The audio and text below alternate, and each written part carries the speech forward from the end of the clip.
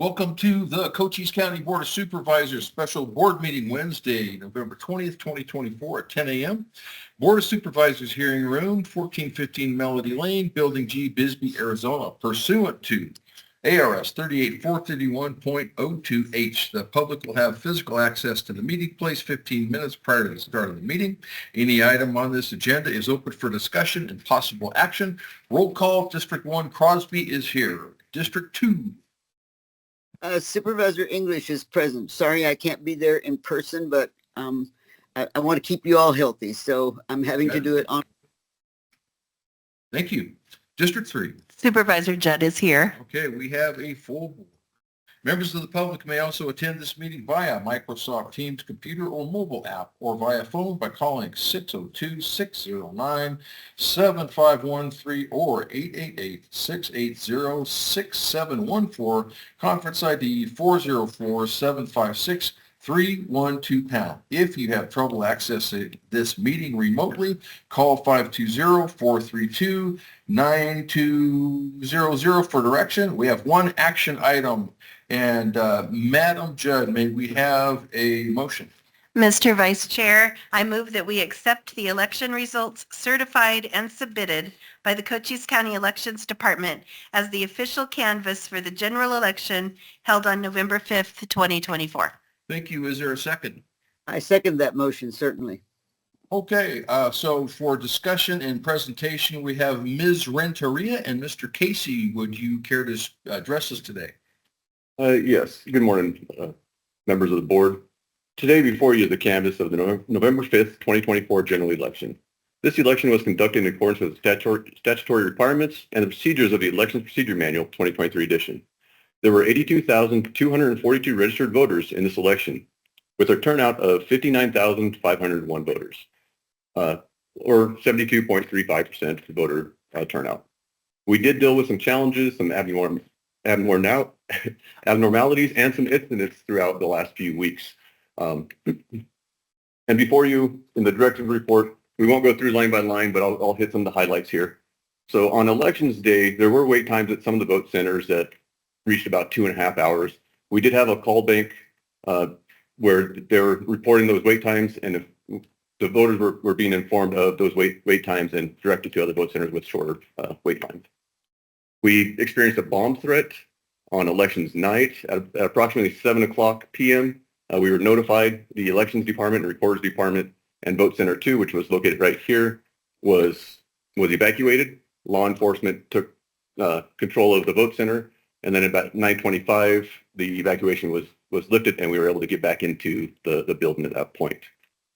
On November 13th, we experienced a power outage at about 3:14. It took about an hour for the APS power outage to come back online. We did run into an additional challenge where a transformer blew within the compound here, which delayed, our return to power to about 8:20 p.m. The hand count was conducted on November 10th. It was completed. There were any of the discrepancies found were within the acceptable margin of error. On November 19th, it was brought to our attention that there was an incorrect calculation done on the number of hand counts for early voters.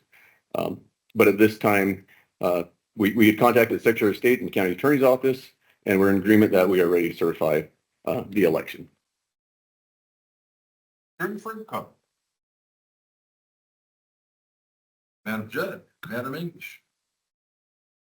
Would you like to say anything? I just would like to say thank you. It was a long, drawn out process to get these all counted, and it was of no one can be blamed. It was just something that was going to happen, would have happened to anyone. I'm glad it wasn't me.